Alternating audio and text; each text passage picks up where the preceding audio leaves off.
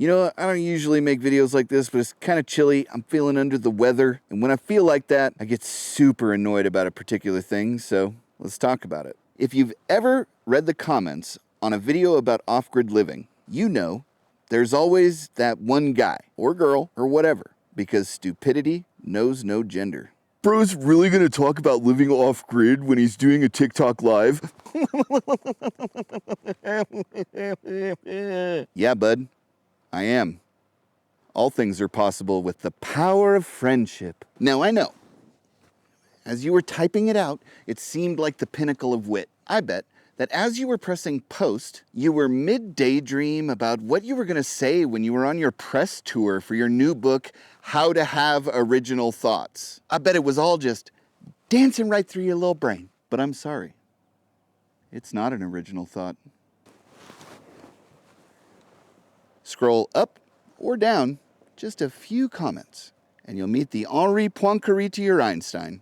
Look it up. In context, it's what the kids call a sick burn. Now, if you're interested in off-grid living, gather round, because I'm going to learn you something that's going to help you to deal with all of these boring, lazy, unoriginal, veiled insults that you will get constantly if you speak on this subject. Now, I've been doing a little research into where and when the idea that living off-grid means hiding from the government entered the public zeitgeist. And it turns out it was first used in 1998's runaway smash action cloak and dagger-esque hit, Enemy of the State, starring Will Smith and Gene Hackman. The very best part of the movie is the scene where Gene Hackman's about to blow up his hideout to keep it from falling into the hands of the government. So he tells Will Smith, "Get the cat." Will asks, "What's the cat's name?" Gene Hackman slaps him and says, "Keep my cat's name out your mouth." Although I'm doing this from memory and it's a little bit fuzzy. Living off-grid, being synonymous with hiding, bugging out, disappearing, was just a cute way for a writer named David to describe his idea. And it's been used in movies of its ilk ever since. Conversely, the first time that off-grid living was mentioned publicly as a subject was in the 1968 publication The Whole Earth Catalog. And then it was made really popular in 1970 in the book Living the Good Life by Helen and Scott Nearing, who are fascinating people and are totally worth looking up. Listen, I realize that words can have more than one definition, and English, being a living language, has new definitions of words coming into common usage all the time. But given the context clues in my videos, as well as the videos that are made by other people who talk about off-grid living, which of the two aforementioned definitions do you think would make more sense? Think about it. I'll wait.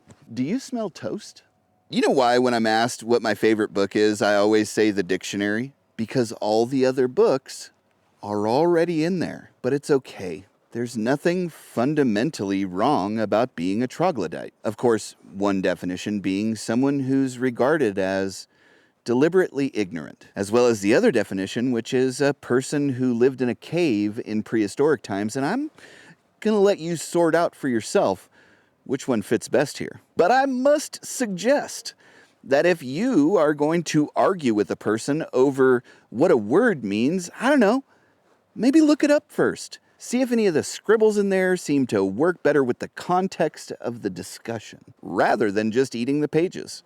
For those of you who this didn't apply to, I'm sorry that you had to see me like this. But for the few who saw it and felt some type of way about it, I guess, in closing, I'll leave you with, don't be dumb. If you're not also going to be tough, do better. And I'll catch you next time.